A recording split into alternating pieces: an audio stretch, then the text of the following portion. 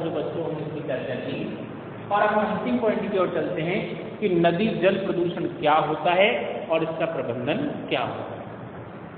तो देखिए, प्रदूषण जो है, प्रदूषण होता क्या है, सबसे पहले तो हम ये चर्चा करते हैं। देखिए, चाहे हम जैविक चीज देखें या फिर अजैविक देखें या फिर हम प्राकृतिक संसाधनों का जो स्तर देखें, उनमें एक निश्चित रूप से गुणात्मक स्थिति पाई जाती है और जब तक किसी चीज की गुणात्मक स्थिति होती है तब तक वो उसका उपयोग करने वाले पर कभी भी हानिकारक प्रभाव नहीं डालता।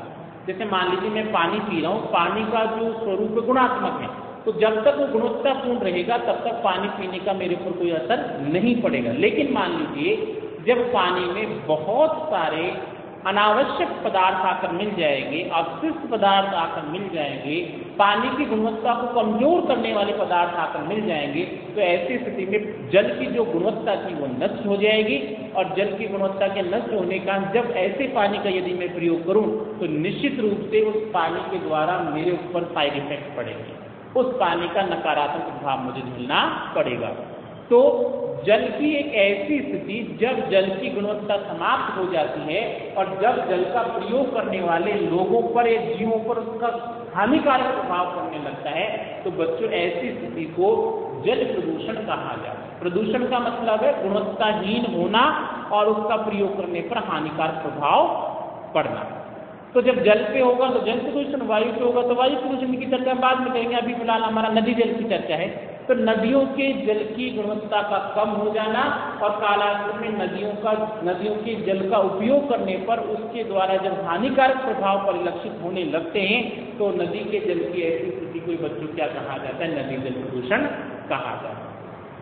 आप एक तरफ ये मान के चलिए कि ये नदी के जल की सबसे गुणवत्ताहीन स्थिति होती है। ऐसी स्थिति में नदी का जल होते हुए भी हमारे लिए कोई मायने नहीं रखता या हमारे लिए आर्थिक दृष्टिकोण से और सामाजिक सांस्कृतिक दृष्टिकोण से ये हानिकारक हो जाता है। जल होते हुए भी हमारे लिए एक तरफ ये मान चलिए कि महत्वहीन हो जाता है। तो प्रदूषण युक्त जो जल होता है, जल प्रदूषित होता है, उसका हमारे लिए कोई महत्व नहीं होता है।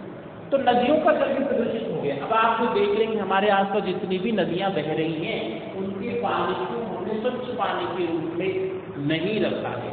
हमारे द्वारा जो आर्थिक क्रियाएं की गई है, सामाजिक सांस्कृतिक क्रियाएं की गई है, उन सभी क्रियाओं के परिणाम स्वरूप येन केन प्रकार हमारा नदियों का जो जल है उसकी गुणवत्ता में निश्चित रूप से कमी आई है और कमी आने का आज वो पीने योग्य ही नहीं रहा है, कृषि करने योग्य नहीं रहा है। तो ऐसी जो स्थिति, भयंकर स्थिति हमारे सामने आई है वो ही नदी जल प्रदूषण के रूप में जानी जाती है। अब स्थिति आई है तो कैसे आई है भाई? नदी का जल प्रदूषित हुआ है तो कैसे? और निश्चित रूप से कुछ न कुछ तो कारण रहे होंगे ना। तो क्या क्या कारण हो सकते हैं? जो किसी भी क्षेत्र में जब नदियों का जल प्रदूषित होता है तो उसके पीछे दो प्रकार के कारण जिम्मेदार होते हैं। या तो प्राकृतिक कारण रहे होंगे और या फिर मानवीय कारण रहे होंगे। तो यदि प्राकृतिक कारण रहे होंगे तो प्रकृति की प्रधानता रही होगी और मानवीय कारण रहे तो किसकी प्रधानता रही है? मानव की प्रधानता रही। तो जैसे हम चर्चा करें कि ज्वालामुखी विस्फोट होना, हालांकि हमारे भारत में ऐसी स्थिति देखने को नहीं मिलती, लेकिन ये कारण है किसका? जल प्रदूषण का। और नदियों के जल का प्रदूषित होने, भूस्खलन की प्रकार, अचानक पर्वतीय भाग नदी में आकर गिर गया, जल प्रदूषित हो जाता है। मानव ने क्या किया? बहुत सारे कल कारखाने उनको नदियों के किनारों पर स्थापित कर दिया। उनसे जो भी अपशिष्ट पदार्थ निकल रहा है वो कहाँ जाकर मिल रहा है? नदियों में जाकर मिल रहा है। तो नदियों का पानी तो गंदा होने ही वाला है ना।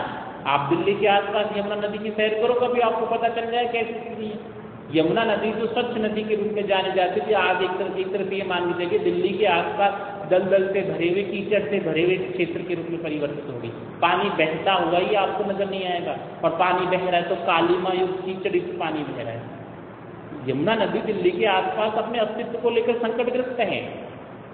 तो फैक्ट्रियां जो बनाएगी उनके द्वारा, या फिर मान लीजिए बड़े बड़े शहर बना दिए गए, नदियों के किनारों पर बहुत सारे शहर बने, तो शहरों से जो कचरा निकलता है वो अंततः कहाँ जाता है? नदियों में जाता है। और जो कचरा नदियों में जाएगा तो उसकी गुणवत्ता को तो कम करने ही करने वाला है। ठीक है। इसके अलावा हम देखिए बहुत सारे जो चमड़ा उद्योग हो गया, चमड़ा उद्योग से इनसे जो अपशिष्ट पदार्थ निकलता है वो कहाँ जा रहा है? नदियों में जा रहा है। तो जब नदी में जाकर मिलेगा तो फिर पानी की गुणवत्ताहीन हो जाएगी। बड़े बड़े शहरों का विकास हो गया, उसमें जो सीवर लाइन डाल दी गई, उन सीवर लाइनों का मल जल जो होता है अंततः फिर नदियों में जाकर मिलता है। तो फिर नदी का जल जो गुणवत्ताहीन हो जाता है। इसके अलावा यदि हम चर्चा करें कि नदियों के किनारों पर बहुत सारे शमशान शवदाहगृह बना दिए गए हैं, पर जो मरे हुए पशु उनको पानी में डाल दिया जाता है, आदमी जो हैं उनको जलाया जाता है, अस्थियों का विसर्जन किया जाता है। तो ये सारी प्रक्रिया क्या कर रही है, ये इन प्रकार में क्या कर रही है, पानी को गंदा ही तो कर रही है ना। तो गंदा करेंगे तो पानी की गुणवत्ता में कमी आएगी, और पानी की गुणवत्ता में कमी आएगी तो ऐसे जल क्या हो जाएगा, जल प्रदूषित हो जाएगा। तो चाहे मानवीय कारण जिम्मेदार रहे हों या फिर प्राकृतिक कारण जिम्मेदार, निश्चित रूप से नदियों का जल क्या हुआ, प्रदूषित हुआ है। तो आपसे एग्जाम में कभी कभार ऐसा पूछा जा सकता है कि नदियों के जल को प्रदूषित करने वाले 2, 5 या जितने भी कारक हैं उनका विस्तार करेंगे। 2 भी पूछ सकता है, छोटे रूप में पूछ सकता है, या बड़े रूप में पूछेगा तो क्या पूछेगा, नदियों के जल को प्रदूषित करने वाले कारणों की व्याख्या कीजिए। तो आपको ध्यान, मैंने आपको बहुत सारे कारण बताए। प्रक्षालन की जो प्रक्रिया है, हम गाड़ी धो रहे हैं, भैंसों को नहला रहे हैं, हम खुद नहा रहे हैं, कपड़े धो रहे हैं, ये सारी क्या आती हैं, प्रक्षालन की प्रक्रियाओं में आती है। तो मलमूत्र विसर्जन की प्रक्रिया वो भी इसमें शामिल की जाती है। बहुत सारे जो सामाजिक और सांस्कृतिक उत्सव होते हैं उसके दौरान देखा होगा, जैसे कुंभों का आयोजन हो रहा है, तो जब कुंभ का आयोजन होता है तो बहुत सारे लोग जाते हैं, बहुत सारे लोगों के शरीर के ऊपर क्या पता कितनी गंदगी जमी रहती है, और अंत में जाकर वो क्या करते हैं, डुबकी लगाते हैं। जैसे ही डुबकी लगाते हैं उनके शरीर पर जो भी गंदगी जमी होती है पानी के साथ में पानी में मिल जाती है। और कितने लोग, कितनी गंदगी इकट्ठी हुई, कितने पानी में मिल गई, अब सोचो पानी का क्या होगा। तो ऐसी जो भयंकर स्थितियां हैं बच्चों, वो निश्चित रूप से जल को प्रदूषित करती हैं, और जब जल प्रदूषित होगा तो उसका हमारे जीवन के ऊपर निश्चित रूप से हानिकारक प्रभाव ही आएगा। चाहे मानव की चर्चा करें या फिर अन्य जीवों की चर्चा करें या पादप समुदाय की चर्चा करें, पूरा का पूरा जो पारिस्थितिकी तंत्र होता है वो प्रदूषण की दशा का शिकार हो जाता है और असंतुलित हो जाता है। तो ऐसी स्थिति उत्पन्न नहीं होनी चाहिए। तो प्रदूषण की ऐसी स्थिति से बचने के लिए जो अनुकूल उपाय अपनाने की प्रक्रिया होती है वो ही प्रबंधन कहलाती है। प्रबंधन का मतलब है किसी भी कार्य को व्यवस्थित रूप से करना ताकि उसके सकारात्मक प्रभाव हमारे सामने आए। तो ऐसी स्थिति क्या कहलाएगी, प्रबंधन। और जल का प्रबंधन कैसे करेंगे, जो जल को हम प्रदूषित कर रहे हैं उसको रोकने की जो प्रक्रिया है, नदियों के प्रदूषित जो जल है तो नदियों के जल को प्रदूषित होने से रोकने की प्रक्रिया और नदियों के जल को गुणवत्तापूर्ण बनाए रखने की जो प्रक्रिया है वो ही नदी जल प्रबंधन के रूप में जानी जाती है। और क्या क्या उपाय अपनाए जा सकते हैं, जितने भी मैंने आपको नदी जल प्रदूषण के कारण बताए थे वो सारे नेगेटिव कारण थे, और यदि उनको हम पॉजिटिव बना दें तो वो संभावित समाधान हो सकते हैं। कैसे, जैसे कल कारखानों से निकलने वाला जो कचरा होता है उसको नदियों में मिलने नहीं दिया जाए। अपशिष्ट जो पदार्थ निकलते हैं उनको नदियों में मिलने से रोकना चाहिए। नदियों के किनारों पर जो सीवर लाइनों का पानी जाकर गिरता है उनको नदियों में मिलने से पहले ट्रीटमेंट या सुचारू रूप से शुद्धिकरण के पश्चात भी नदियों के पानी में मिलने दिया जाए। शवों को जो पानी में डाला जाता है उसकी व्यवस्था की जाए, उस पर रोक लगाई जाए। मरे हुए जीव जंतुओं को जो पानी में डाला जाता है उसकी जगह कोई अल्टरनेटिव व्यवस्था होनी चाहिए।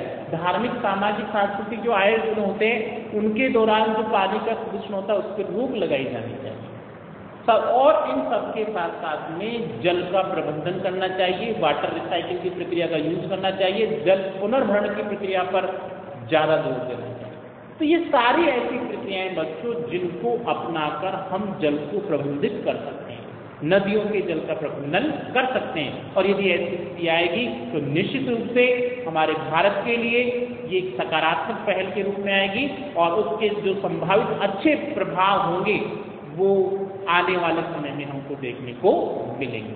तो ये जल प्रवाह का जो टॉपिक था तो उसके अंदर ये कुछ बिंदु बच रहे थे, इन सब का ये वीडियो आपके सामने था, और यहीं पे जाके हमारा जो जल प्रवाह वाला जो अध्याय है वो समाप्त होता है। नेक्स्ट वीडियो में नेक्स्ट टॉपिक के साथ में एक बार हम फिर आपसे मिलेंगे।